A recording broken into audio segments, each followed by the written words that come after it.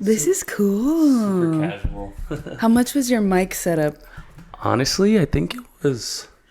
These are I think nice. each mic was probably like $80, which is Okay. not like that's actually really. These aren't like top of the line. They're pretty but good, though. They're not beginner either, so they're pretty solid. But your audio is good. Yeah. I mean, I've been watching. I watched Brianna's. I watched Tristan's. Whose else did I? I watched a little bit of Jeremiah's. Right? His is out. Yeah.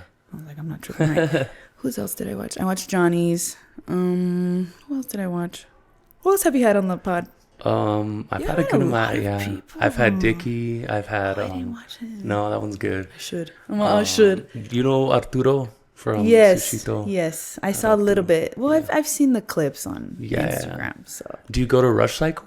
no. No? My sister has been telling me Yeah. though to go. Uh-huh. You had Alexis? I had Alexis. I Yeah. like her. She's super cool.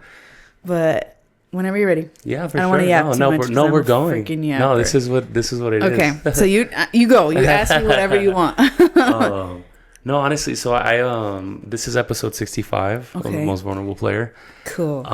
Apologies if I know I definitely sound probably a Me little too. congested. I still have the cough, so if I cough, Yeah, please cut same. that out because No. it does not sound cute. Let me say that. No, for sure. I might have a few coughs too, but that's why I brought. If you need cough drops, by the way, I got you. I took a puff of my inhaler, so I Okay. think I'm good. Yeah. Does that usually help you out? Yeah. Well, I have asthma. Oh, okay. We'll get into that a little later, but because that's a big key part of my life. But yeah, it's been pretty bad. Okay. But yeah, episode 65. We're sitting down with Kim. Is it Kimberly? Kimberly. Kimberly. And then your last name's Forti, 40. which is I think that's the most like unique last name I've ever heard. Yes. That's so dope. It's Italian. Okay. So I'm Italian and Mexican. My dad is the Italian one, so that's where the 40 comes from. 40. That's so distinguishable here in El Paso. It is. It is. Honestly, it's pretty different. There's not a lot of 40s here. Have you met any other 40s? My cousins. my cousins. cousins. That's pretty much it. I mean, I have second cousins too, but I don't really know them Yeah. as much. But yeah, it's pretty different. That's if you would dope. say that. And so you grew up here in El Paso? I sure did. Yeah. Yeah.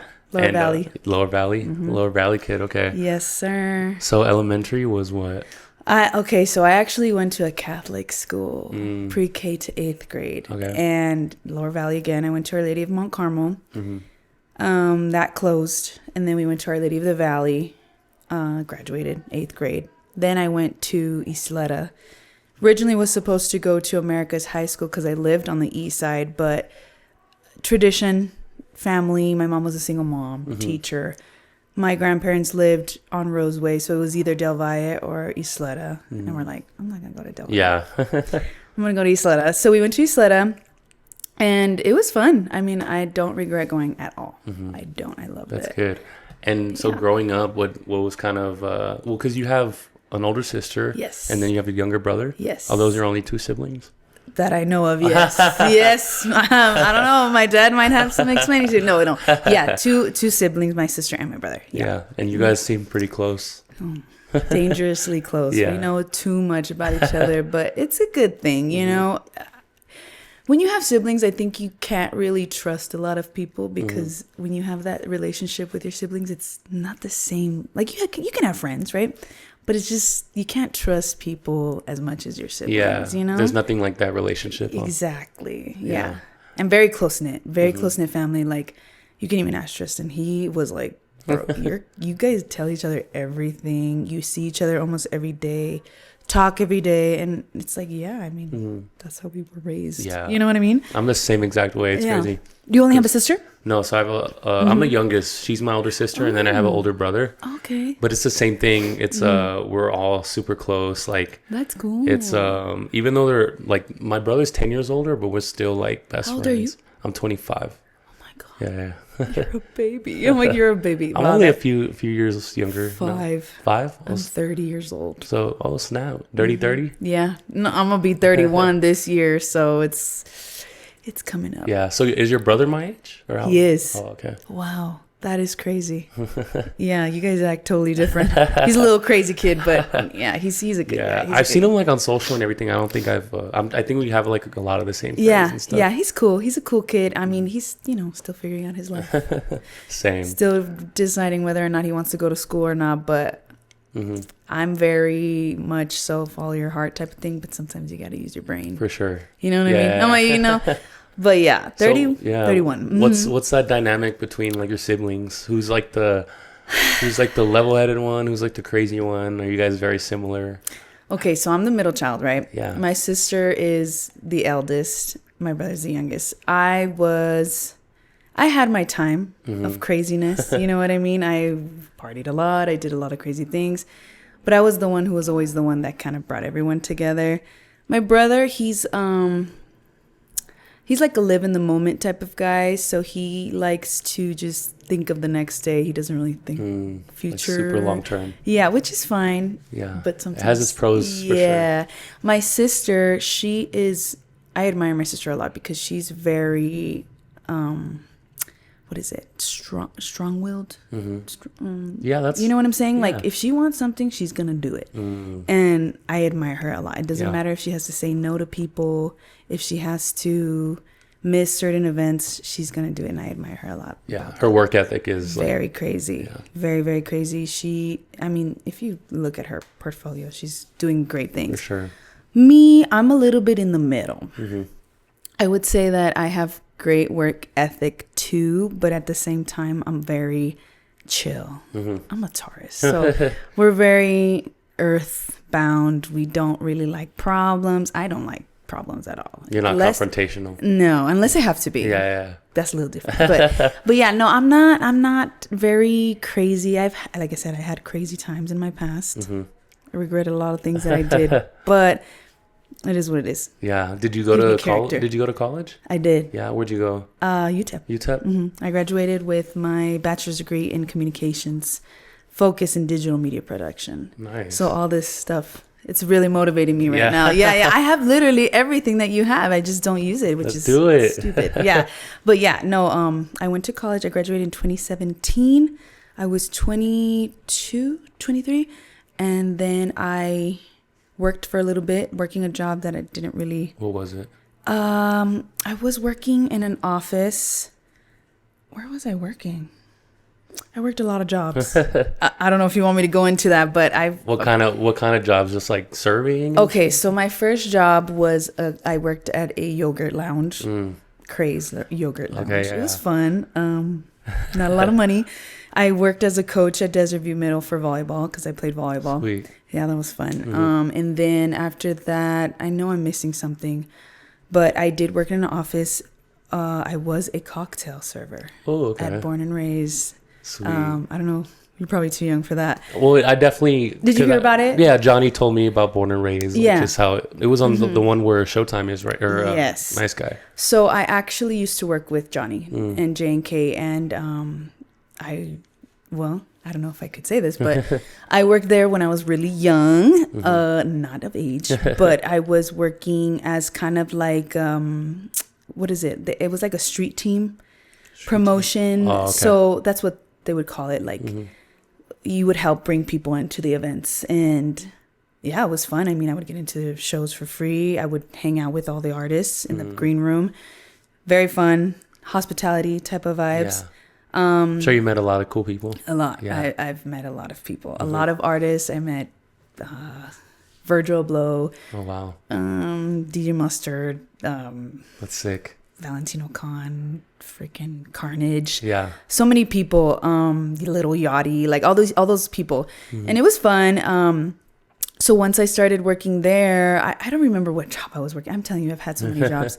But that was a really cool environment to work in because it kind of opened my mind up as far as like production. Yeah. I still want to do something like that, you know. At some point. Yes, and maybe open a bar type of thing. Yeah. Because I have a lot of ideas. It's just execution and, for sure, of course, the money. It's a lot of money. So I worked there, and I was working with them for quite some time. I don't know if Johnny told you he used to have a shoe store at Montecillo called High Point. I worked there. I didn't know that. Yeah, I worked there with A.B. Gonzalez, the photographer. Yeah, I've heard the name. Yeah, I actually introduced A.B. into Johnny, and they kind of hit it off, and they just became really good friends after that. And what else? I worked so many jobs with Yeah. them. I worked at their office. I was like kind of like the front desk girl. Wow, dang! I didn't even know that you had worked for J&K. Yeah, I've known them for quite some time. Yeah, Yeah. that's dope. Yeah. It's been a minute. For A lot sure. of things. I've worked a lot of jobs. I have a lot of Yeah. skill sets, which is really, really good. So Yeah. what things were so obviously you went to school for communications. Mm-hmm. What things were you like? What did you envision yourself doing like With at that time? You know, not even with communications, but what were you passionate about, and what were you like kind of striving towards? Okay, so it all started when I was in high school. I took a like a computer class, like videography class, and I started YouTube, which I kick myself in the butt every single day because I've had my YouTube channel for like 10 years. Yeah, I was watching a video. Do you edit Oh my those? God. Yes, They're I really do. good. Oh my God, those are so embarrassing. But, you know, I feel like if I stayed consistent, I think my life would have been a little bit different. I think I would have been, you know, pretty big. No, those were getting like very good. They were. views, And, yeah. and I was telling, who was I telling? I think Tristan or somebody, that I was excited to get on the pod because I feel like it's going to reignite. For sure. You know what I mean? Like, I just need to get myself out there. But so in high school, I started making videos. It was like the end, and it was very new to everybody, the whole YouTuber thing. And I was nervous. Obviously, people, they'll talk smack, whatever. Yeah. Can we cuss on this? Yeah. Okay. For sure. I cuss a lot. I cuss You a can lot. cuss as much as you Sorry. want. So I started making videos, and then I was like, what can I go to school for? Because at the time, if you told your mom or your dad, I want to be a YouTuber, they'd be like, girl, what is wrong with you? Like, no, there's no money in that. So I was like, okay, I'm going to go to school for something in the technical realm. I didn't want to do like journalism or anything like that, which I could still initially do, but I loved the technical part, like editing, videography, photography. I love photography too. That's something that I did on the side as well. And yeah, that's how I started looking into it. And I editing videos. Yeah, and and I would just watch videos on how to edit videos. And then once I went to school for that, I had a really good teacher at UTEP. He taught literally all the classes because the program was so small. Were you using Premiere? I was using Final Cut Pro. Okay, yeah, that's what I use. Yeah, I learned Premiere. It was a little bit more difficult for me. I think Final sure. Cut Pro was a little bit more easier. But yeah, it was a time. It was very hard to get into. I bought my camera and it was expensive, but I still have it to this day. Yeah. No, I was watching a lot of those videos and like you for sure know how to edit, like just a bunch of different. I feel like I could get it back into it. I just actually bought Final Cut, and that was not cheap. No. Because in school, I don't know if people know this, if you're a student, you get it for like cheap. Super cheap, like $20 or something.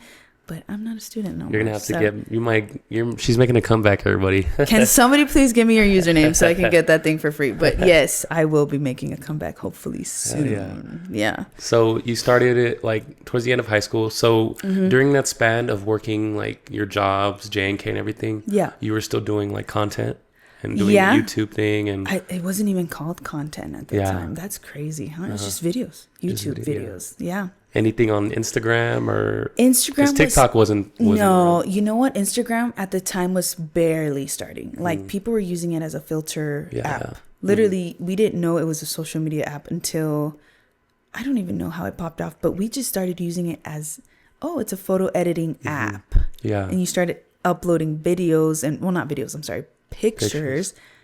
And I don't know how it started becoming a big thing because Facebook. And I don't know if MySpace was still big, but Twitter was big. And you would post your pictures from Instagram to Facebook, but nothing really serious on Instagram. Yeah. So you're just doing the YouTube thing. And it was just, what kind of videos? Because I noticed you've been doing a lot of like beauty stuff for the longest. Yes. Was kind of like the main. I've loved beauty since like 8th grade, 9th grade. I was just doing crazy makeup looks. Learned makeup from YouTube. There was this YouTuber called Michelle Fon. She's like the first OG, literally the first one who made like a makeup tutorial. Yeah. And I was so inspired, and I was like, you know what, I'm gonna do this. So I started making my own videos, and I started doing freelance makeup, kind of like my last year of high school and then entering into college. So when I was going to school at UTEP, I was doing makeup on the weekends. So I was doing like bridal shower, bridal party type of thing, quinceañeras and all that stuff. So yeah, that's kind of how I funded everything. Yeah. It's crazy. And so it comes about, from what I've seen, like around the pandemic was when you started like your own business. Like, officially. So I was actually working a job that didn't have anything to do with communications, beauty, nothing like that. I was working for a company who did timeshare consulting. So I was traveling every week for a whole year straight. I'm sorry, I keep moving this. And then I decided that it wasn't as fulfilling as I wanted it to be. Very creative. I like to use my hands. And all I was doing was like on a computer. And I told myself since a young age, I was like, you know what? First of all, I have a very distinct style. I don't like to be dressed up all the time, like suit and tie type of thing. So I knew for a fact that I didn't want to work behind a desk my whole life. Yeah. So then I had to take the leap. I was 26 years old. My mom hated me at the time because she was like, you want to go back to beauty school? Like, you have a good job, you have a career. And I was like, I don't know. I'm not feeling fulfilled right now, Yeah. So was it just the travel that was, well, obviously you weren't able to express yourself creatively like that. Was the travel kind of a lot?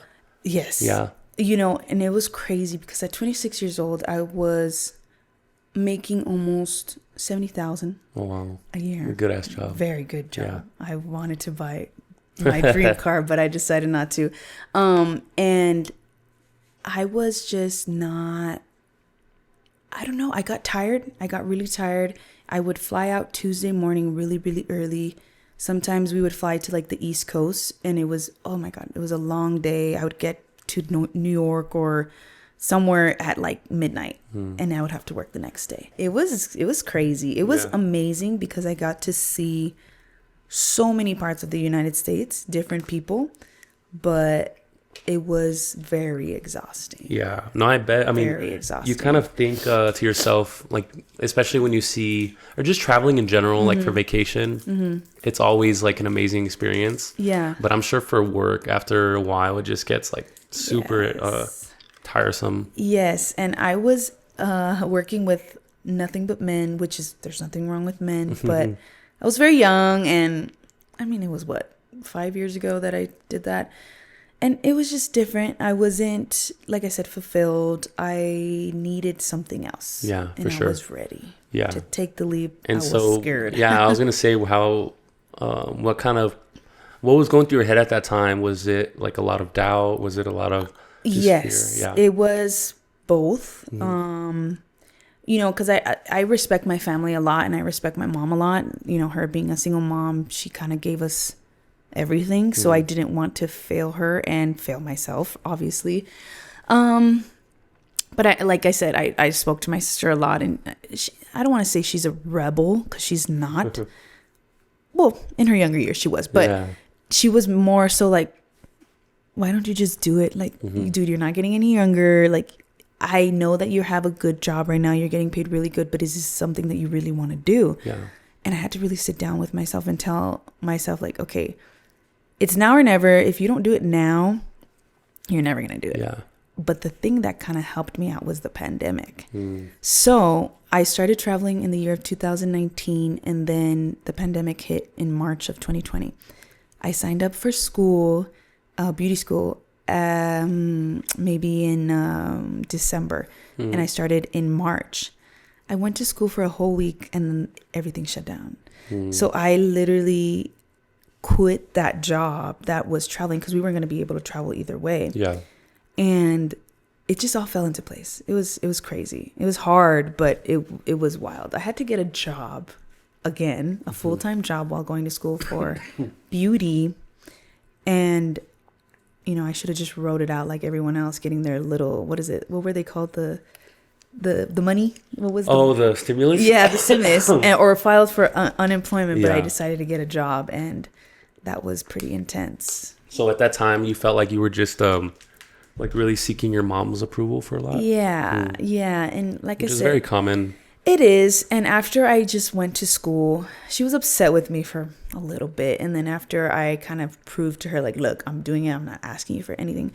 That's the thing with my siblings. We don't ask my mom or like our parents for anything. We kind of just do it because it was very hard for her, you know? So we decided to just not ask her for anything. And after that, it was, I had to just keep going. Because if I didn't, I would have been like told, I told you so, I told you so, you know? And I was like, I couldn't. I can't deal with that. I can't deal with that. And so did you end up getting your own spot, or were you just working out the house? Yeah. Or? So at that time, I also decided it was a good idea to move out of my mom's house.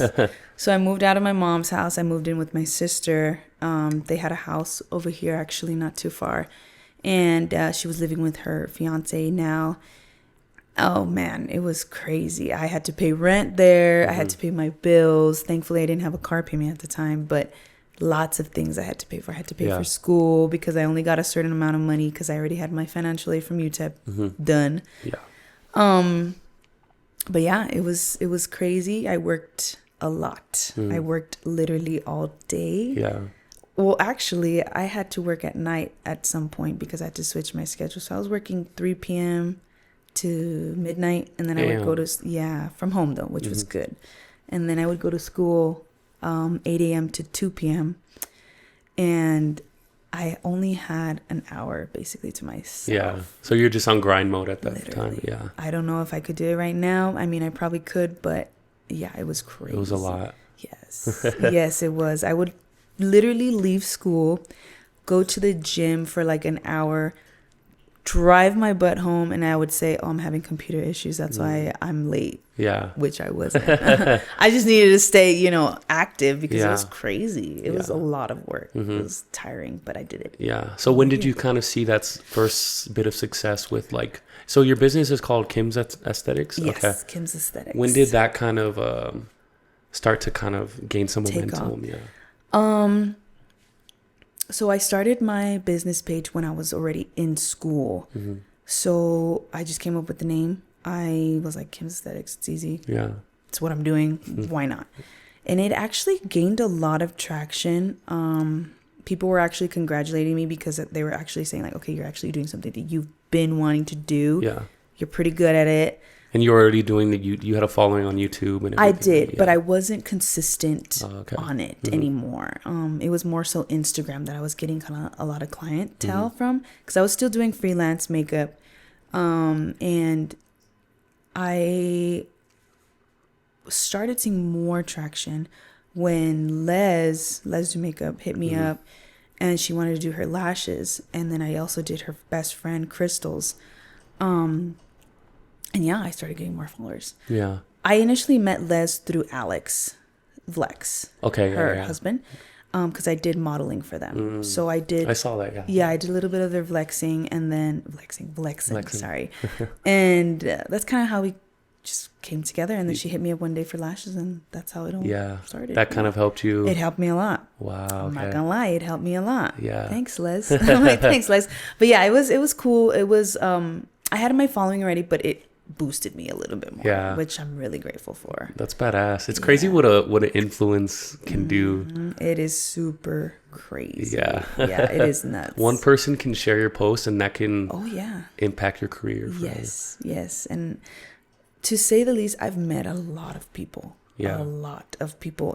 People that I never thought I would meet, especially like celebrities too. Like, you really think that these people are different than us? They're not. Yeah, they're just status. They have status. They're well known. It's crazy. Yeah. Damn, that's I have a lot of stories. Yeah, and that's why I kind of love El Paso. So I'm leaving on Friday to Austin. Yes, I heard. Yes. What's the tea on that?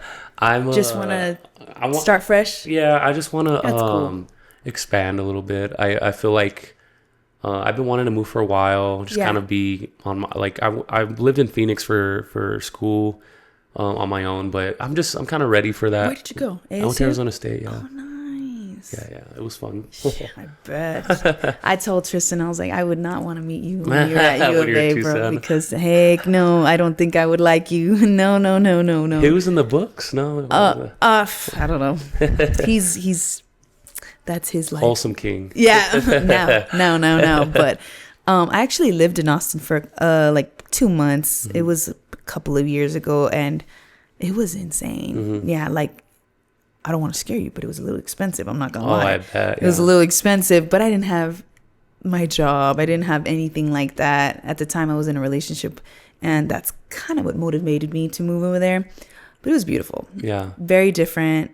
It's going to be good for you. For sure. It's going to be good. Thank you. Yeah. I'm just looking for that, of course, just being on my own, that independence. And then when it comes to the podcast, I feel like some of the most well-known podcasters that I know live in Austin. So I just feel like it's like a good place to be for that. I'm like Joe Rogan. Joe Rogan. What about what's his face? Alex Jones. Alex Jones. Not that guy. He's controversial. But... There's a dude called his name's Chris Williamson.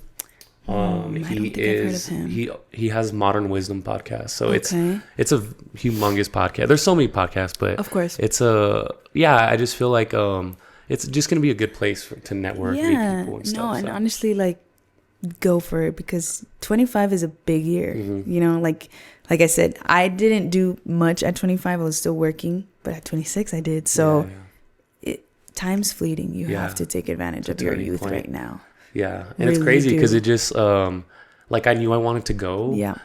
But it just happened so fast. Like, I started, like, the process. And then before I knew it, like, I was in Austin, like, looking for jobs. And, like, in a matter of 2 weeks, everything changed. Do you know people out there? Do you have friends? Good. I have some good friends out there. Nice. So you're not going to be too alone. No, right? For sure. Cool. And I feel like so many people go from, like, El Paso from Austin, just always visiting and stuff. So Austin is... weird. Very weird. Hippie. I loved it when I was there because I used to be a big hippie. Yeah. Big hippie. I still am. In what way? Like, you love like you're like a matcha girly or what? Share everything. You're vegan as well. Well, are you now? I was plant-based for quite some time. Okay. I was plant-based for like 10 years. Oh, wow. Almost 11. Recently, a lot of people are going to get mad at me at this, but I had to start incorporating fish because I got sick. And I mean, that's a whole nother story, but we can tap into that later. Yeah.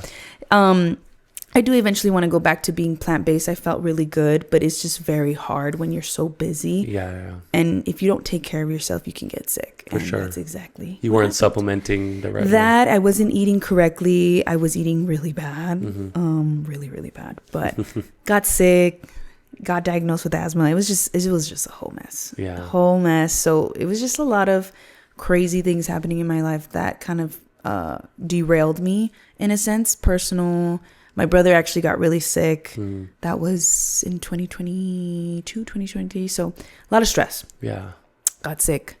Cortisol levels were high. It was just really bad. But eventually I do want to go back to being plant-based. Right now I'm just here and there. I'm not really used to the fish yet, but it's okay. Yeah. It's all right. I'm not a seafood person at all. I wasn't either. And that's why it was so easy for me to give up. But when it comes down to desperate times, you got to do what you got to do. You know what I mean? And I'm not happy to say it. Trust me, when I was considering going back to eating fish, because I don't think I'd ever eat chicken or beef ever again. It's just not in me. I went plant-based for the animals. Yeah, literally ethical reasons. It wasn't because of health at the time. There was nothing supporting that, but yeah, it was tough for me. I cried a lot. I cried a lot. It was very sad. No, I bet. I just love Chick-fil-A. It's so bad. Yeah, you know what? I mean, I used to be very radical. Yeah, a very radical vegan. Would you go after some people, be honest? Yes, I would. And it was pretty bad. You know, it was pretty bad. It was toxic. It was very toxic. And I kind of toned myself down. My partner is not.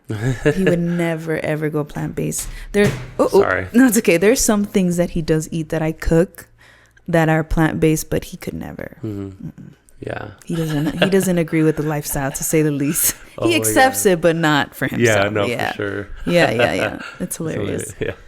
But Austin was really good for that. Yes. I loved it. I loved it. It was so easy to get vegan, vegetarian meals out there. Well, I bet El Paso is probably one of the hardest places. Well, it's actually gotten better. From when I started, there was nothing. Nothing. Now there's a lot of vegan, vegetarian options. For sure. So it's perfect. It's not bad. Yeah. And the Mexican food is good too. Vegetarian, vegan. Oh, that's true. Perfect. Yeah. What's kind of like from what I understand, El Paso has like a very great beauty industry. What do you think is the reasoning behind that? Because us Latinas like to get ready. Okay. We do. You know, like I said, I told Diego, I was like, can we wait till we get my lashes done for this podcast? Because I don't want to go on there looking like a bum. But I think that's a big reason why it's so big here, because we pride ourselves on looking good. Like, wasn't there like a statistic saying that El Paso had the most beautiful women? If and the there most wasn't... ugliest men? No, but yeah, I did hear something like that, right? If it's not a statistic, I for sure would agree with that. I mean, there is a lot of beautiful girls here in El Paso, but I think it's also because we take care of ourselves as far as like how we look. You know? Sure. You guys get ready to go to like Target and all these stores. Yeah. I mean, I think that's the reason why I got into lash extensions, was because one, the money is really good, and two, it's in demand. Every day I have clients. I mean, I do take some days off, but it's crazy. You know, girls can't live without their lashes. I agree. Or beauty in general. It's crazy. No, yeah. A lot of these girls I talk to, like their routine for every week is insane. Everything. I'm like, who's funding this? Well, I mean, they probably have some I'm sponsors. Sure. Let's just put it at that. No, or some of them just work really hard. You know? No, for sure. All jokes aside, but no, it's just because it's so expensive.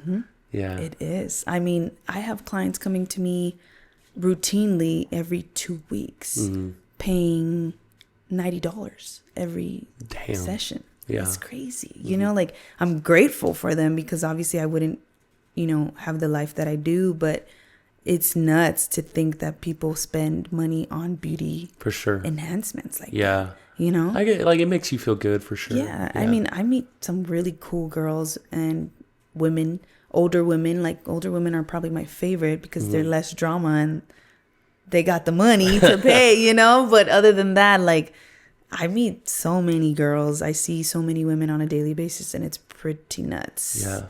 Yes, for sure. I will say, at one point I was getting a haircut every week, which... That's my brother. Yeah. Every week. He has to get a haircut every week. I guess because, like, especially for the podcast, I was like, damn, man, I need to have a fresh cut for Of course, you have to. I mean, it's all about presentation. You have to, like, you never know if someone's going to come across your video for the first time, Yeah, like, you have to look good, Yes. I get that. I completely agree. I get but that. It gets fucking expensive for sure. Hell yeah. I have a haircut next week. Haven't had one in a minute. Your hair is actually really long. Thank you. Yeah. I know. I usually have bangs, but I just haven't had a chance to go get a haircut. So yeah. I moved it to every 2 weeks. So that's good. It's manageable. That's good. Yeah. Does your hair grow fast? It does, but at a point they were like, dude, you don't need a haircut every week. Like, it's fine. Yeah, you're right. But I get you. It makes you feel good though. No, I totally get that. Yeah. I appreciate that too. Tristan doesn't go all the time. He goes maybe every 3 weeks. Every 3 weeks. His hair doesn't grow that fast, which is cool for him. Yeah. But yeah, he has the hookups everywhere. For sure. He gets things on the low, and I'm like, you're paying freaking upwards $100 for a haircut? That's crazy, Insane. But quality. You gotta pay for quality. That's what it's about. So how do you feel your mental health has been? Oh man. Recently better. Like I said, been through a lot these past 2 years. Okay. Like I said, I got COVID. I was diagnosed with asthma.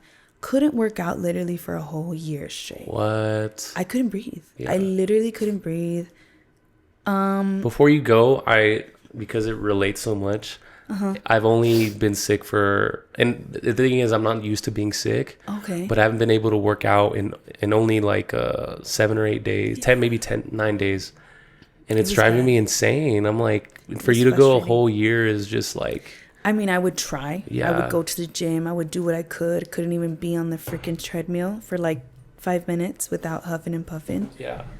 I had some habits that I needed to probably get rid of, and I could tell you later about those. But it was bad. I gained some weight. My cortisol levels were really high. My brother got sick. Like I said, he had this crazy, scary, very scary disease called I don't even know how to say uveitis. It affects the eyes.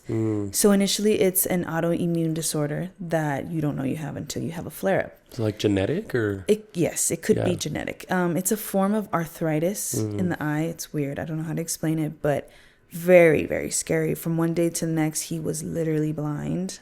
Very scary. Wow. Very scary. And like I said, we're very close to each other. So it affected all of us, you know? It affected all of us. Thankfully, I had a good partner, Tristan. You know, I didn't have to worry about my relationship or anything like that. He was very helpful, very supportive. But man, that was very scary. Yeah. It was scary because if we didn't get the inflammation down, he could have literally gone permanently blind. Jeez, yeah. So it affected us a lot. My grandfather passed away. There's just a bunch of things that happened that were really, really tough. Yeah. But do you deal with anxiety? Yes. Yeah. Oh, yes, I do. Very, very much. What does that feel like for you? Well, for me, it's just a lot of like uncontrollable thoughts. It had to do a lot with me not being in control, you know, because this is a funny analogy, but I don't like going on roller coasters. And the reason why I don't like going on roller coasters is because I'm not in control of my environment. Yeah. So, you know, that was a main indicator that was like, okay, I have anxiety. Like I keep having these obsessive thoughts. I can't control them. I don't take any medication for anything like that. I just kind of learn to cope, you know? But yeah, anxiety is a big thing, but it's gotten better. You end up getting the COVID, asthma. And so that year for you, would you say that was like one of the hardest years? Like you had to, Yes, because I've never had asthma in my life. And I didn't have insurance at the time because, you know, being an entrepreneur, you have to buy everything. And so I waited a long time. I self-medicated a lot. Some of my clients would bring me freaking inhalers from Juarez. And because something about me is that I have an addictive personality, but it helps me in a sense of research. Like I will literally hone in on something and research the heck out of it. So I already knew I had asthma. So I was just doing things that I can kind of help myself. And then my clients, I can get you an inhaler from Juarez. And I was like, okay, get me one, girl. So it helped me a lot. But I think I also abused the inhaler. So it's just a lot of things going in there. Can you get too addicted to an inhaler? I mean, I'm sure you can get addicted to a lot of things, right? But it was just the only way that I was finding relief. And so I had to use it. I literally had to use it because if not, I couldn't breathe. Yeah. And then did you finally go to a doctor? I did. I went to a, what is it called? I don't remember the name of the doctor. Like a respiratory doctor? Or? Yeah, but there's a certain name. I just can't think of it. Whatever. It's actually down the street. Yeah. But they obviously check your heart. They check your lungs. They ran a test on me. And of course, they told me, you can't even hold your breath. Like, you have asthma. And I was like, shit. So, I got treated. They gave me an inhaler. After that, it was just kind of like treating it on my own. Doesn't help that here is so dusty. One of my doctors even told me that one day I might even have to move out of El Paso because of my allergies. But COVID did a number on me. For sure. It really did. Yeah. And it sucks. I never got my vaccines though. So do as you will with that information. But so it was pretty tough, but it's getting better. Yeah. That's good. Better. Yeah. I it's just, I've been thinking to myself, like, we take health for granted, you know, until like something actually happens. And absolutely. And it sucks even more because the crazy thing is that during COVID, like 2020, I was like in the best shape of my life. I wasn't drinking. I was at home. I would sleep early. I was eating great. I would work out at home, outside. Did your sister have her gym at that time? No, that's when she was building it. And she was doing her Zoom. Yeah. And like, it was just crazy. She got a lot of her clientele from there. Yeah. So nuts. She's been a trainer for like quite some time. Yeah. Like I don't even know how long. It's been a minute though. So she's been doing the thing. Yeah. I would work out with her too. So it was perfect. You know, it was really, really fun. That's good. So when did that, like, the whole concept, well, I'm sure because she was gonna come on at some point, but it's just the timing never worked out. I told her, I was like, you should come on, and she's like, well, he's leaving too, and I'm like, oh, well, maybe someday, sure. You know, we'll make it happen via Zoom. Via Zoom. So the idea for, like, because it's, you allow men as well, but the idea is more like a girls' gym, right? So initially all of her clients were female. Okay. And so she was kind of like one of the first people to do Zoom training during COVID. So it just blew up. She had, I don't even know how many clients she had, like 200, 400, 300. Oh, shit. A lot of clients online. Yeah. From all over the place. And they were mainly women because women were predominantly the ones who wanted to stay fit during COVID. And it was a lot of, how would I say, like booty workouts and leg workouts, just HIIT workouts in general. So it just attracted women. And after that, she was like, you know what? I want to open a gym that is for women. Men can go too, but it's mainly women. Her new spot is going to be so fun. Lots of different classes that are coming. It's not going to be as pink, but it's still going to have some pink in there. It's going to be cool. Yeah. That's badass. Yeah. When you think back to, like, I guess your childhood in a way, what do you feel like, is there a moment or just a time that you can look back on that kind of influence the person you are today? Or just experiences, or maybe something you kind of struggled with? So, I mean, very cliche. I was actually bullied when I was younger. I was a big tomboy. I would beg my mom, please, I don't want to wear a dress. I don't want to wear a skirt. Like, ew, what the hell? You know, so I would always be wearing pants. I would always be wearing shorts. And they would make fun of me about that. But I was very empathetic when I was younger. I still am. But, you know, you go through things that kind of toughen you up a little. And so I had a lot of friends because I chose to befriend them, you know. And it was one of those things that I just wanted everybody to get along. I wanted everybody to be friends. Plus, I do think a big thing that shaped me was my parents' divorce. It was very hard, you know, it was very hard. They got divorced when I was 10. So I truly, like, you know, it sucks. It sucks having parents who aren't together, because when I got older, I started to realize how much it affected me, especially with relationships, romantic relationships. But I don't think I would be the person I am today if I didn't go through that, you know, like, I'm very strong. I have a very good understanding of how to treat people and how to respect them. But, you know, I remember this time that I literally got punched in my stomach from this girl. She pushed me and my knees got all bloody. And after that, I realized, I was like, oh my God, I am not, like, not everyone's going to like you. Not everyone's going to accept you. Like, people are going to not like you just because you're you. And after that, I just realized, you know what? I don't care. I'm just going to be myself, and I'm going to keep doing what I'm doing. If I want to be nice to the person that nobody is talking to, like, I'm going to be nice to them just because I want to, not because someone else is, you know what I'm saying? Yeah. But I think also growing up in the Lower Valley really shaped my perception of things, because, you know, I'm not talking smack about anybody on the East Side, but the East Side is definitely more different than the Lower Valley. East Side was a little bit more materialistic, a little bit more rich, I guess you could say. And the Lower Valley was nothing like that. Like, there's no money. It's a lot more humble, huh? Oh, very. And Isleta, right there, right across the border, you know, we had people from Juarez, a lot of Hispanic people, but it was so much fun because there was hardly ever cliques. Obviously, you had your jocks, whatever, but everybody would hang out. Yeah. And it was so humble. People were nice. Hardly ever fights, I thought, but it was just a vibe. Yeah. I love the Lower Valley. I always tell Tristan, let's go get some land in Lower Valley. He's like, hell no. He gets all scared. I was like, dude, it's nothing like that. Like, it's so chill. It was just It was beautiful. You know, it was very beautiful. My grandparents lived over there, and it was just so much fun. Very simple. Yeah. Very, very simple. I feel like Northeast is very similar. Yeah. Yeah. No, and it's funny because Tristan is like saying Andres was the Isleta of the Lower Valley. And I was like, yeah, I could definitely see that. Yeah. You know, like it's just, I don't know.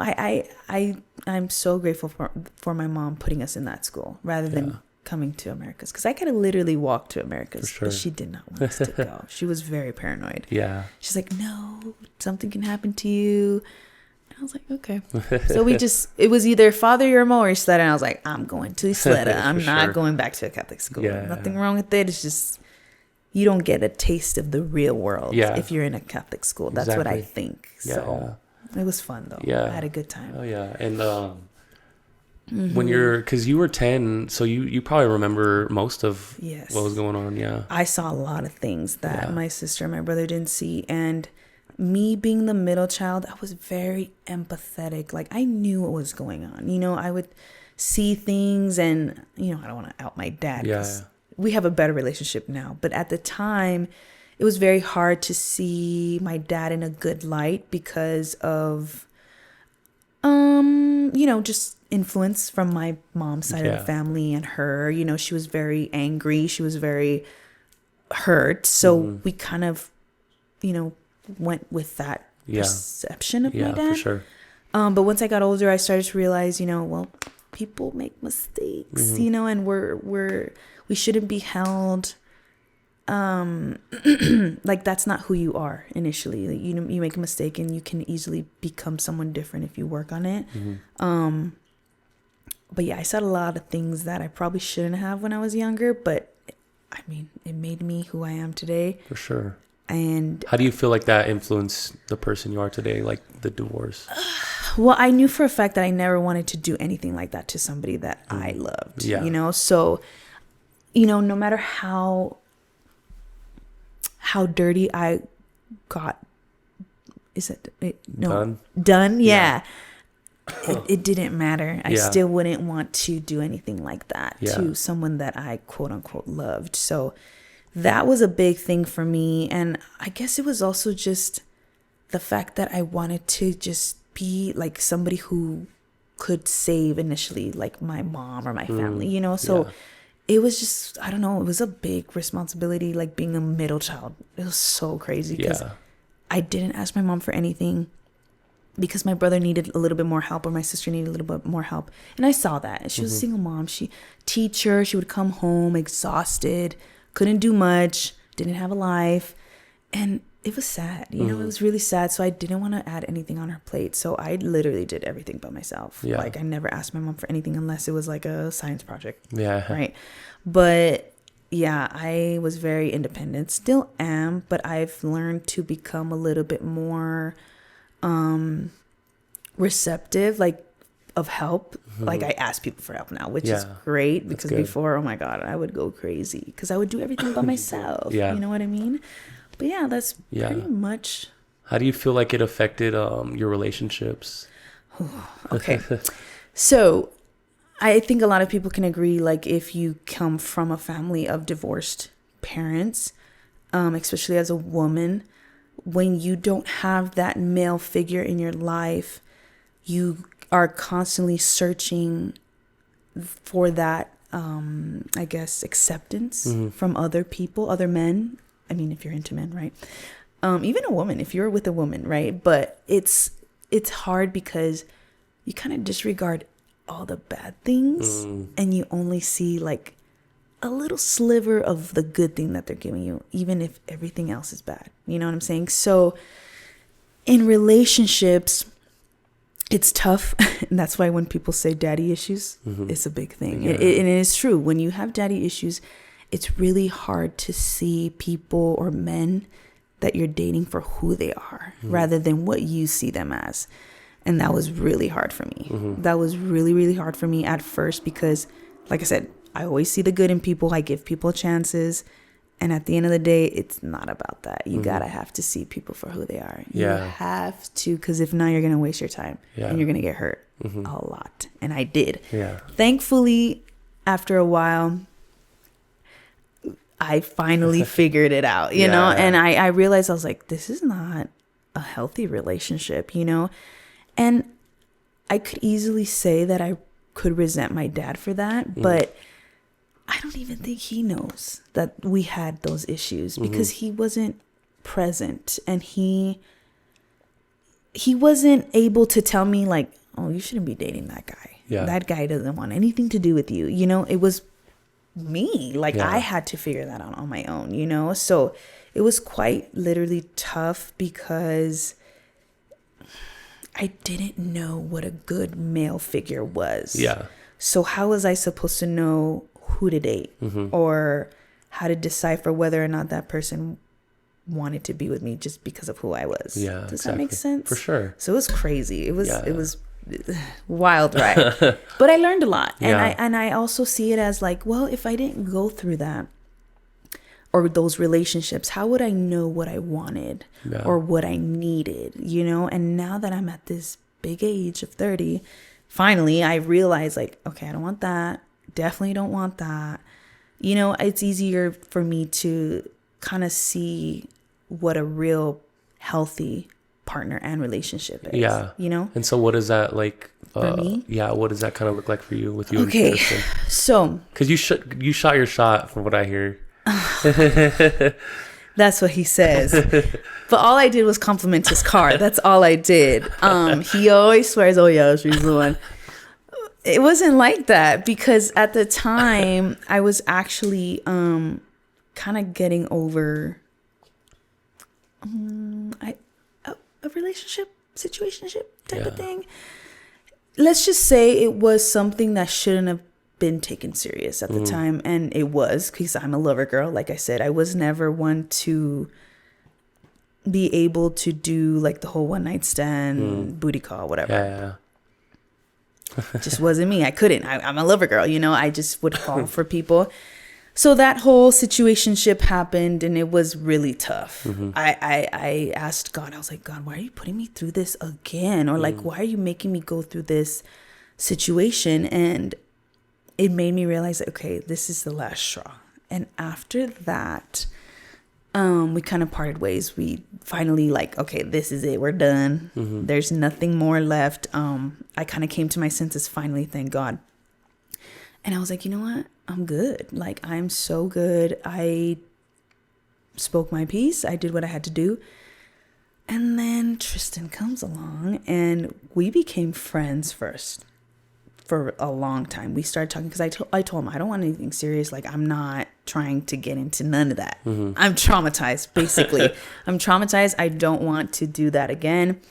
And at some point, I had to apply a little bit of pressure, and I had to tell him, look, what are we doing? Like, if you don't want to be serious, that's okay, but just let me know because I can't do this again, you know? Yeah, you're catching feelings. And also at that point, I had to be a little bit more logical, and I had to ask him because I was, like I said, I'm a Taurus. I go with the flow, super chill for the most part, right? So I would let things go at their own pace, but at this point, I was like, girl, if you let this thing get to the point that you let the other one have, like that other situation, it's not going to be good. It's not going to be good. So I had to ask the question, and there was nothing wrong with it. I had to apply a little bit of pressure, and I told him, it's either you want to be with me or you don't, you know, and he did. So that's how we started dating. And ever since then, it's been super chill. Super chill. The most healthiest relationship I've ever been in. It's wild. You guys seem very chill with each other, very like chill, super laid back. You know, and it's funny because I don't know if you get into zodiacs that much, but a little bit. What are you? Okay. December, Damn. Sagittariuses are usually pretty wild. I've met some Sag that from what I've heard, nuts. In a good way, like passionate, right? But he's a Virgo and I'm a Taurus, and supposedly Virgo and Taurus are like hella compatible. So when I realized that, it's because he's super chill. He's a very chill individual, like super chill guy. Super chill guy, and I'm a chill girl, so it works out.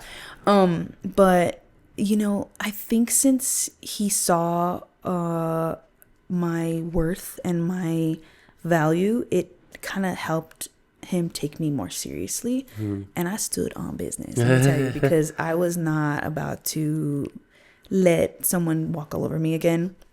And he respected that. And I respect him for that because, you know, being a woman is hard when it comes to relationships because you can easily get taken advantage of like quick. And I wasn't about to let that happen again. Again, I was going to be in my 30s and I was like, I'm done. You don't got time for that. Yeah, I'm too old for that. And I'm tired. I don't want to be, oh my God, where is he? Is he at the bar? Let me pull up. Because trust me, I've done that plenty of times in the past.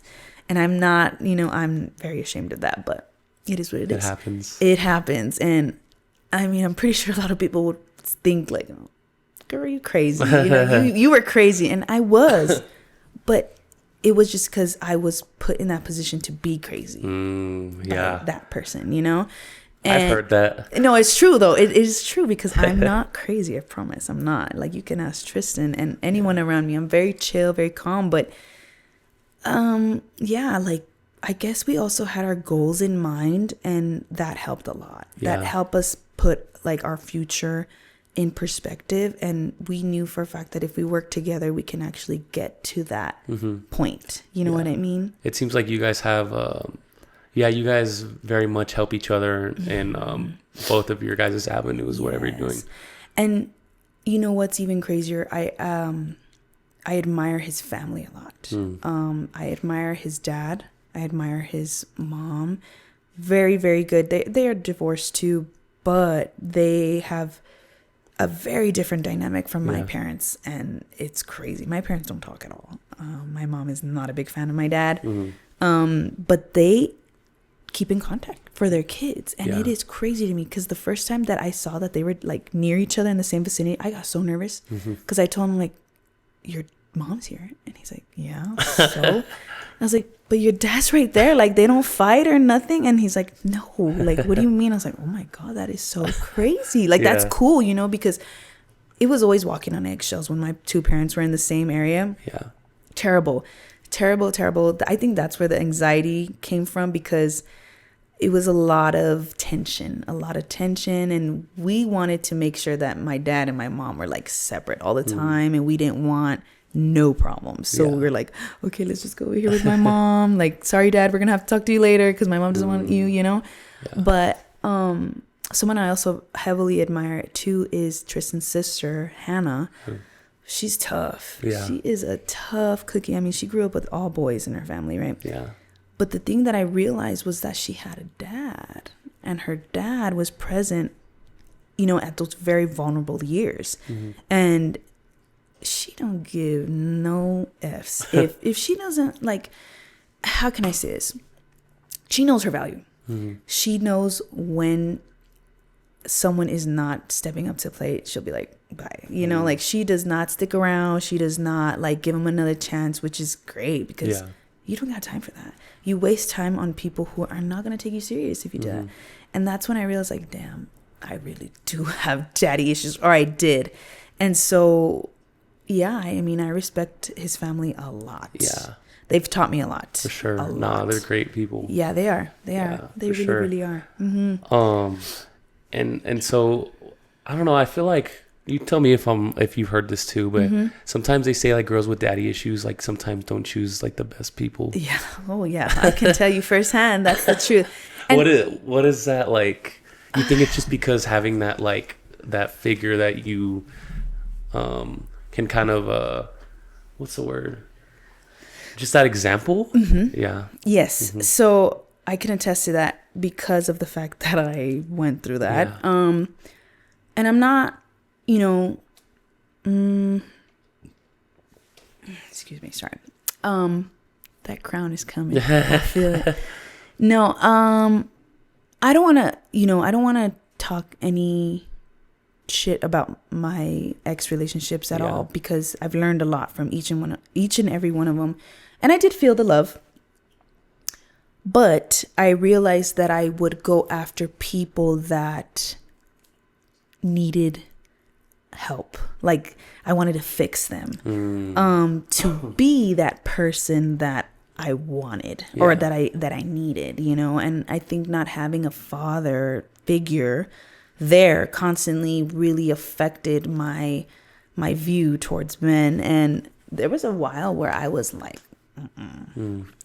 F men, because I was constantly being let down by them, you know. And I was like, what the hell? Like, I'm putting my all into these relationships and you can't even give me 1% of that. Like, yeah, y'all love me, whatever, but you guys are not doing what I'm doing for you. So that's when I realized that it's because I was getting men who are coming from dysfunctional families like I was. And it was just not like, it was just so much turmoil, like on both sides. So I needed somebody to save me and I was trying to save them. So it was just so much issues going on, and having that, like having daddy issues in a sense, was something that was really hard. Really, really hard. Thankfully, I didn't let it get in my way of my studies or doing what I wanted. But emotionally, I was a wreck. I was a wreck. What would you say to someone like a girl specifically who's going through that? Well, I would tell them, don't go after somebody who has a lot of issues. Make sure that you are seeing the family that they are coming from, because it is a big thing. Make sure you see how the way that they talk to their moms, because if they disrespect their mom, they are going to disrespect you for the most part. What else could I say? Just because you have daddy issues doesn't mean that you have to make that an excuse. I knew that I was going to overcome them eventually. I just didn't know when. And I had to really just stop making excuses. I was like, why am I doing this to myself? You know, after that last, whatever you want to call it, it was just a sudden realization that I was like, I don't deserve this. I really don't deserve this. And you can't force somebody to be with you. You can't force somebody to love you. You can't force somebody to change. That's up to them. And unfortunately, sometimes they don't. So you have to just learn that after the second strike, girl, you gotta run. Don't stay. Like, they're not gonna change. They're just not gonna change unless they need to. And sometimes they need you to leave them to change. So, you know what's insane is that I, me personally, I think the past, like, is this mine? Oh, okay. I was like, did I bring this? I don't remember. I'm actually gonna change the battery. Go ahead. The last, I wouldn't say every single girl I've talked to, but damn near has had either, if not daddy issues, for sure, like broken families.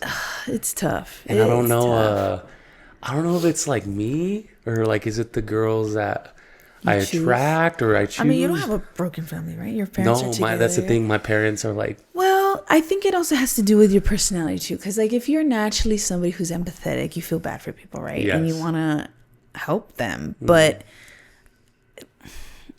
you know... Because I definitely feel that. It's... Yeah, and it's a real thing, honestly. It's a real thing. And it sucks that we have to go through that to realize our worth, right? But...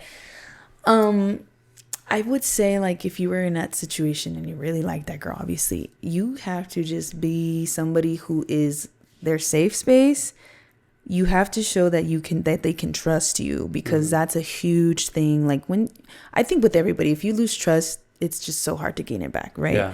But also just showing them that you're not like these other dudes, really. Like, and even then, like, if somebody wants to change for the better, they're going to do it. And if they're not going to do it. So you can't, like I said, you can't make somebody like you either. So it's tough. It's tough. And for, I don't want to talk about your brother and specifically like his situation, because obviously he's not here. But for like a guy having like daddy issues, what's kind of like the comparison? So he's actually doing really good though. Like, he's gotten better. He's had his issues with some interesting women, you know, to say the least. But he's actually in a really good relationship right now, and I'm so proud of him, because I'm actually so excited to see that he's been becoming more of a man because of the fact that he didn't have someone to look up to. He had my cousin. He is like around my age, but he didn't live with him, you know? So it was very hard for him to find like some type of masculine energy. Yeah, you know?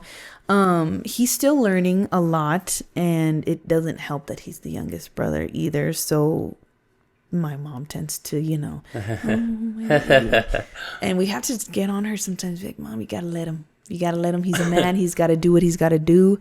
And my brother will even tell, like, Mom, stop. Like, I want to do this on my own, you know? And it's hard for her to let him go. But, you know, it's been rewarding, to say the least, because I would say that the relationship he's in right now is really, really good. And he takes care of his girl really nice. And it's nice that he has that emotional side to him, because he knows what not to do. Yeah. And plus he has sisters. I was gonna say, having sisters is a big thing. A big thing. You know, like, you wouldn't want that to be done, or something to be done to your sister. Yeah. You know, so he knows not to do stuff like that, so he doesn't do it. I think the thing that's been a little bit more of a struggle for him is a little bit of the independence. He's getting there though, which is great. Thank God, because I was getting a little worried.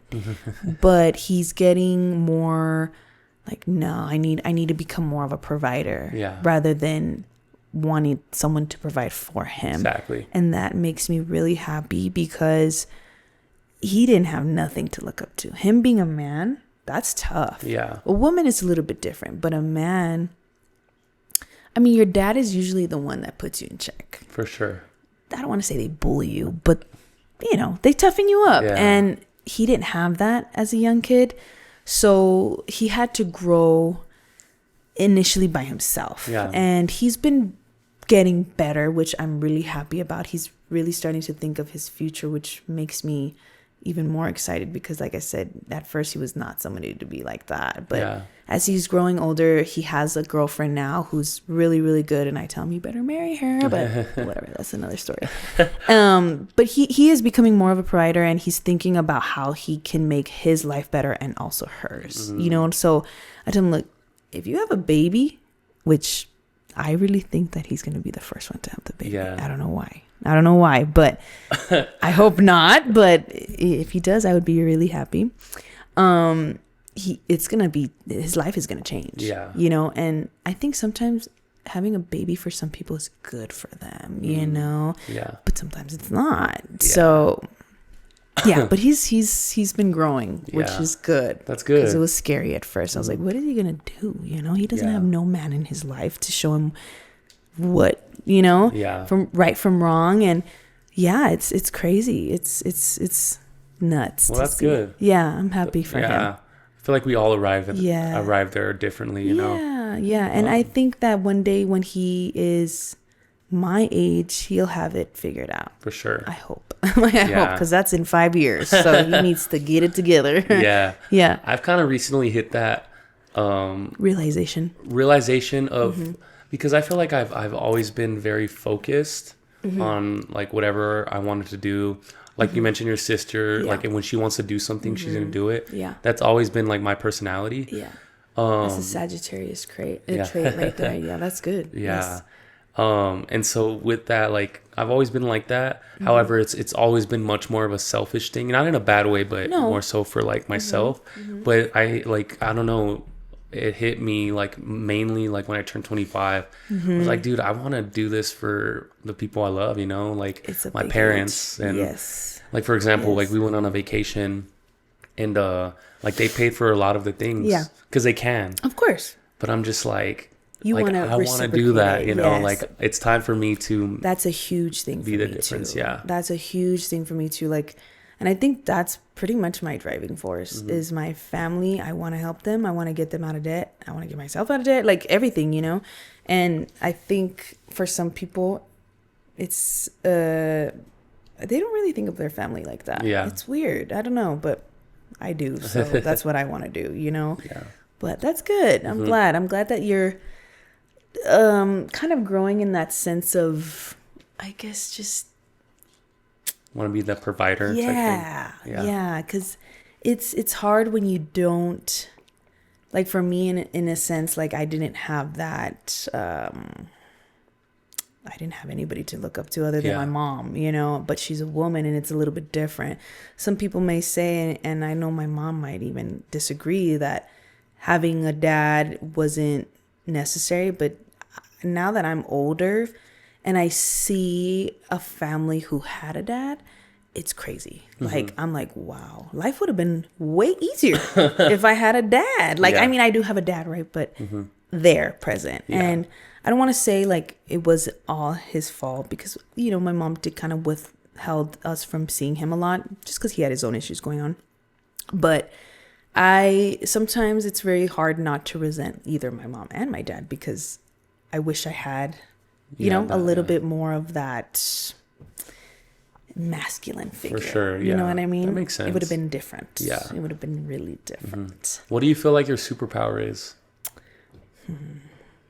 My sense of discernment. So it's really easy for me to see someone for who they are and how they, like, their motives, you know. I can read body language very easily. I can see when someone's being not genuine, not authentic, you know. That's a very good trait to have. It is, and it saved me a lot. And I'm glad because, you know, I've also helped people around me, like my family, you know. My sister's very popular. She has a lot of people around her. And I tell her, I'm like, you need to be careful with a lot of these women, especially because not all of them are in it for, you know, what you think they are in it for. And that is one of my biggest, superpowers. And is it just like a natural thing for you? Oh, yeah. I've always been like that. I just spidey senses going off. Yeah, and I think it has to do with being a Taurus, because we're so in tune with, like, ourselves and the earth.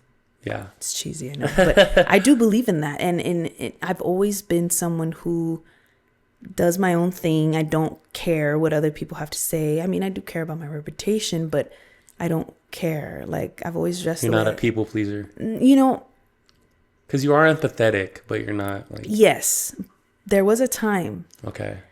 But it was just because I didn't like confrontation. I didn't want to make anybody feel lower or uncomfortable, so I would people please.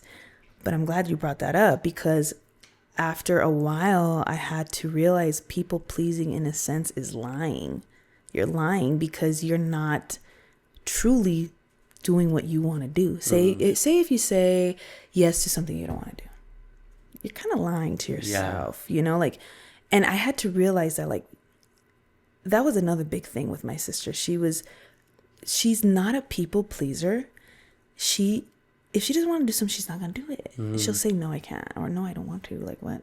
And I really admired her for that, because I was somebody who was always like, okay, like, just because I'm nice, you know? That's what I struggle with. Yes, it's so hard, but you can be nice and say no.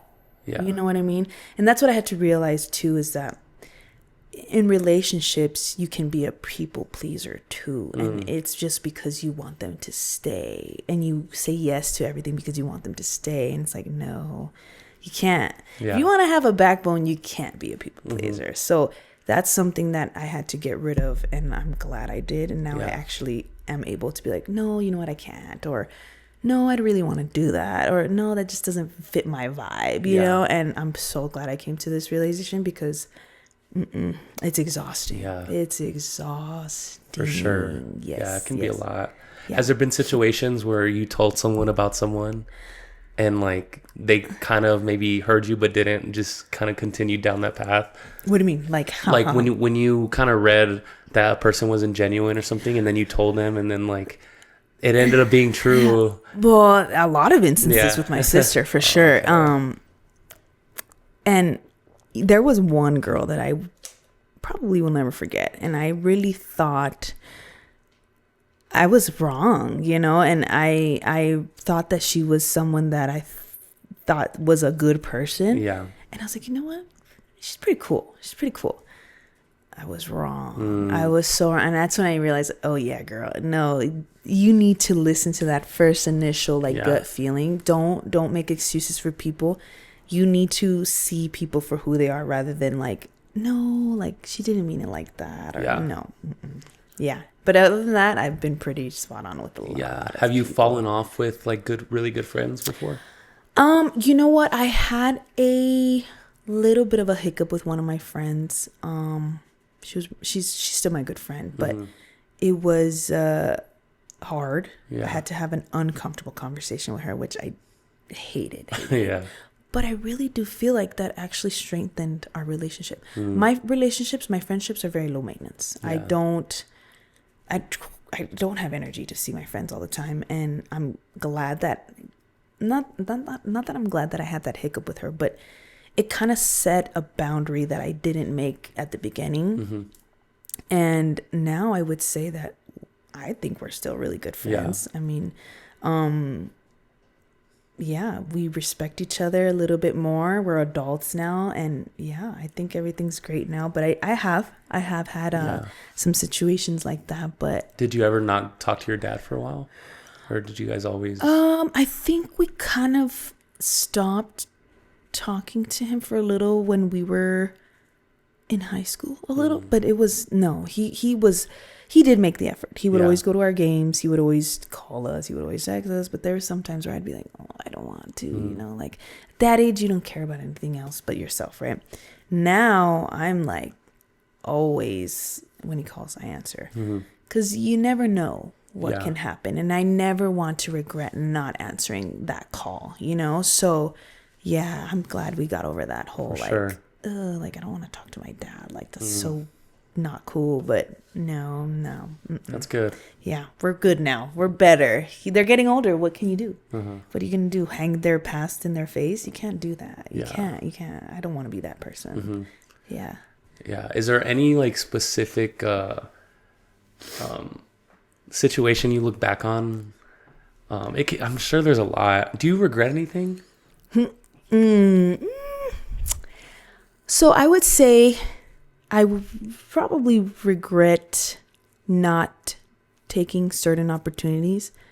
Like when I was in Austin, I actually was messaged by Khalid, and he wanted me to be in his location video as the main girl, and I wasn't in town, and I was like, what the fuck was I thinking? Because I was in Austin for a relationship, and I should have told that man, you need to fly me out now because I need to be in that music video. But that was one thing that I regret. And what did you like at that time? Were you like popular on social, or like you knew Khalid, or how? I would say so. Yeah, okay. I would say you have a big following right now, so like but it hasn't grown. But so you've had it for a good amount of time. Yeah, I have. And it's organic. Yeah, it's not bought, which is great.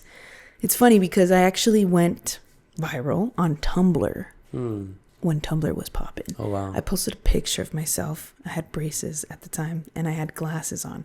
And that got a lot of notes. That's what it was called, notes. And then people started following me on Instagram. They found me because I posted that picture on Instagram, too.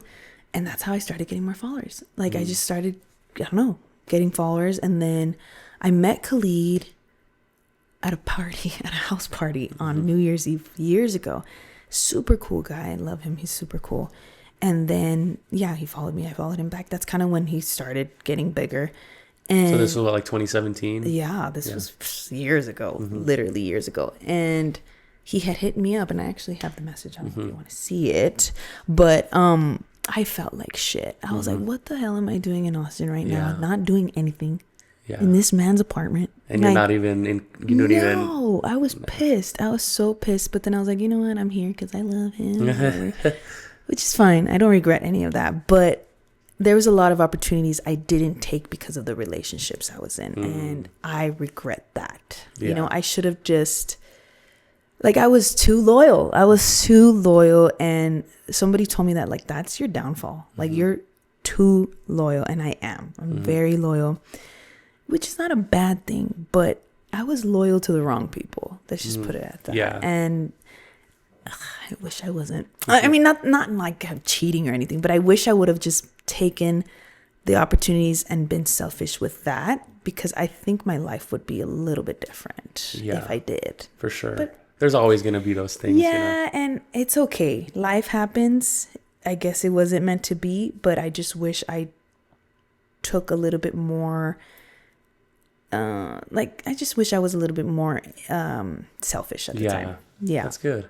Yeah. It's life. It's life. It happens. What's something you would tell your younger self? Like, maybe it could have been like during when you were like 10 years old. Like, what is something you wish you would have heard when you were kind of going through? You know, I wish my mom had the opportunity to be at peace rather than always frantic, you know, because I feel like if she was able to like tell me like you can achieve your dreams, you can do what you want, rather than like being too realistic, like, no, you need to go to school, you need to, no one's gonna come to save you, like, you know what I'm saying? I wish I had a little bit more support when it came to like my dreams. Yeah. Because I'm a big music lover. I always told my mom, I'm going to get famous, Mom. I'm going to be a singer. I'm going to be da-da-da-da, whatever. And she'd kind of look at me like,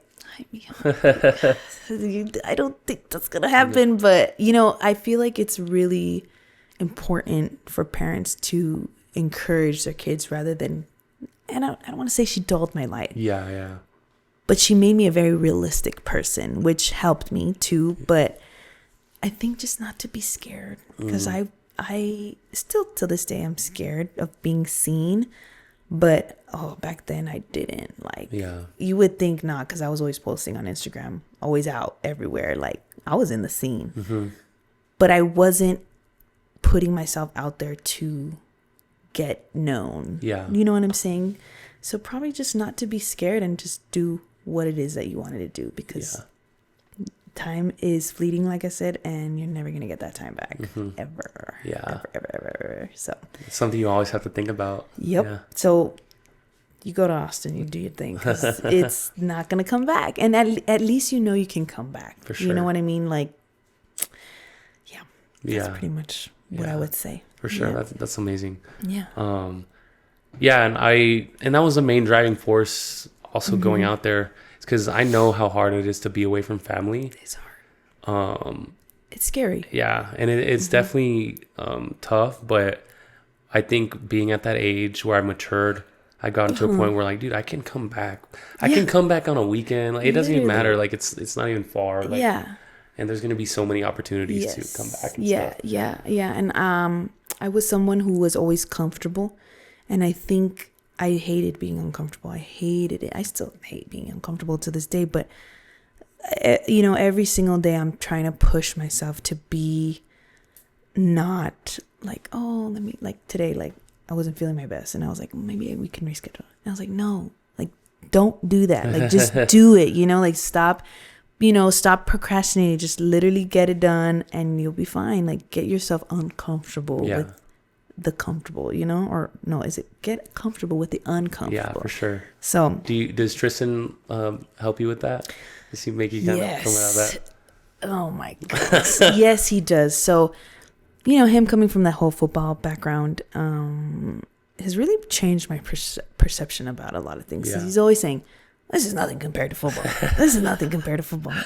This is nothing. And I'm like, dude, okay, I get it. Which it's not. And I do, like, now that I've seen all, like, the documentaries and I hear his story and then I hear him talking to Jeremiah and I hear him talking to his dad, because they have all these debriefings. It's so freaking cute. It makes me laugh because, you know, it's cute. Debriefings in what way? After every game. Oh, okay. Every game.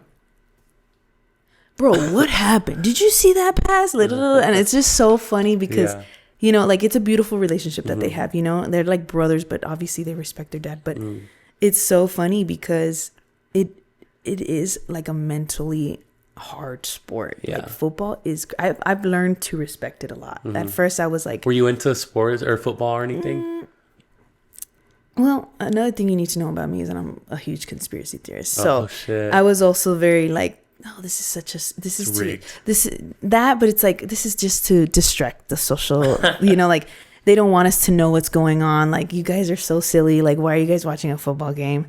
And in a sense, I still believe that, but it's also like, it's a lot. Like, they have to go through so much, and it does put things into perspective. And I do think, like, okay, yeah, this isn't anything compared to football, because football is mentally, physically, and emotionally tough.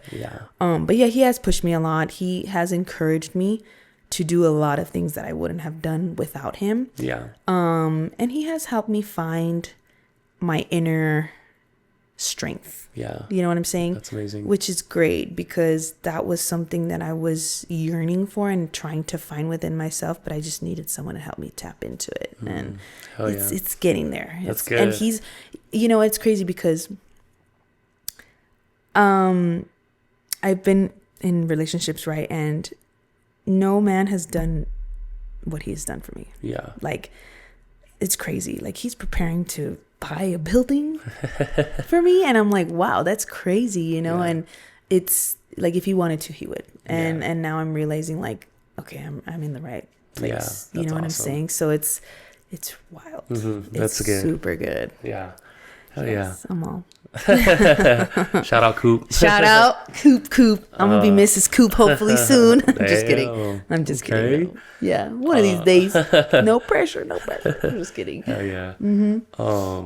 So what is like your routine like? What's your day like? Like, from start to finish? What time you wake up? What are you doing for?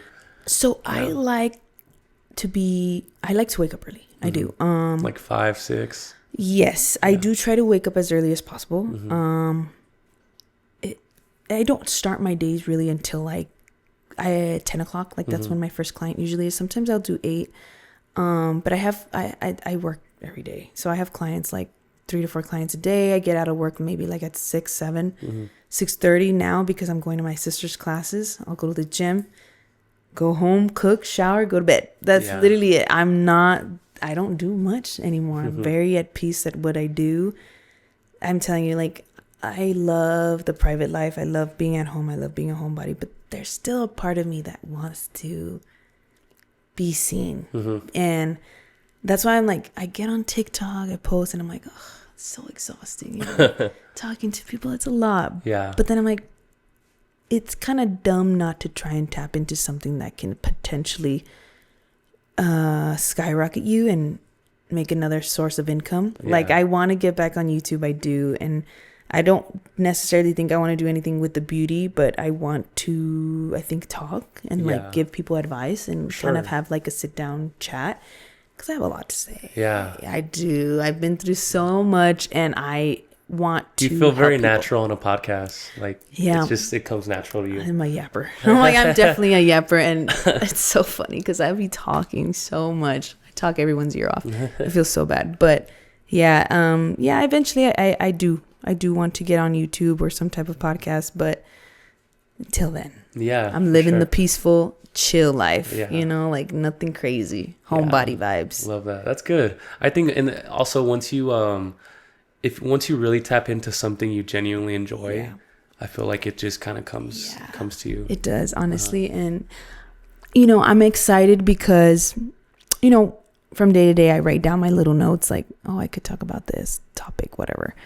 But it's just about doing it. And it's hard. It really is hard. For sure. I know it is. And how did you get started? Oh man, it was honestly that's crazy. Yeah. And you've stayed consistent, and that's hard. The consistency part is the hardest part. For sure. That's what's got me crazy. I think for me, which I'm grateful for, I wanted to do a podcast for a while, but it was so uncasual, or it was so casual and nonchalant for me when I started. I didn't have any expectation with it. It was just like, you know what? I know how to edit videos. I got the equipment, and I didn't have a name for it. And I was just like, I know what I want to talk about. So just did it. Yeah. That's and then good. Like a couple weeks in, a name came to me, and it just went along with the brand. And really, I didn't really, like, I was doing it for fun. Yeah. Obviously I still do it for fun, but it didn't really start, like kind of gaining the traction that it has until the beginning of last year. I've been doing it for 2 years. It didn't really start like picking up until like last year, where I was like, all right, I want to go. Consistency pays off. Yeah, for sure. That is crazy. Yeah. Well, I feel incredibly honored to be on here, because I mean, this is a project. It is. And honestly, if you can do it, I'm sure I could tap in and do something the same. I mean, not podcast wise, but like YouTube, being consistent. That's what I'm trying to say, is like, it's very admirable, and it's good. Appreciate you. I'm happy for you. I'm like really, really happy for you. Thank you. It's cool. Yeah. The production is hard. It's very hard, and I don't think people understand that unless you know what it takes. You know what I mean? So that's why I'm like, okay, I'm getting that motivation. Yeah. Getting that fire. For sure. You know? That means a lot. Yeah. Yeah, it's good. It's sometimes it's hard to kind of see that when you're doing it. Yeah. And it's kind of hard to see sometimes the impact that, because they're like, people do, now that I realize, like, people do listen and look forward to the podcast. They do. So it's I love podcasts. Yeah. I listen to podcasts every day. You know, like I said, I love music, but I think as I'm getting older, my frontal lobe is completely developed now, and I yearn for more information. Like, I like to learn. Like, I loved school, but I don't want to go back to school. Yeah. So how else am I going to learn other things? Is listening to podcasts while I'm working, you know? Sure. So it's good. Keep doing it. Thank you. You got it. Appreciate you. Yeah. Well, that is episode 65 with Kimberly Forti. That was a long one. Well, how much was that? An hour 40. That's pretty good. That's not bad. That's a good amount of content. For sure. You're going to be having fun editing. Yeah. I'm going to give you a lot of clips. So yes. We'll, make sure I look good. Oh, for sure, always. Cover the tummy because I gained some pounds. Oh my god! No, I'm just kidding. Stop. No, but yeah. Hopefully we. I'm gonna be tapping into your content, so you better be. I'll be on you. Stay on me because I need the pressure. I work well under pressure. That's good. Yeah. Apply that pressure. Yes. All right, y'all. I will see you. Oh no, we're doing a podcast tomorrow, but soon in Austin, Texas. Yay! Woo!